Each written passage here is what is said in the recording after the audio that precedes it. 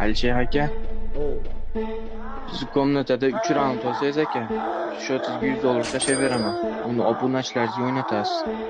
Sizlarni 3 raund shot olsam sizlarda $100 berasiz, keyin obunachilarimga taqdilaman. Shundaymi?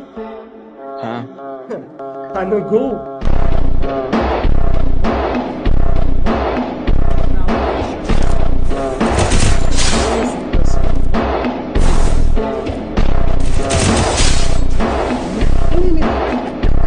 Birinchi raund.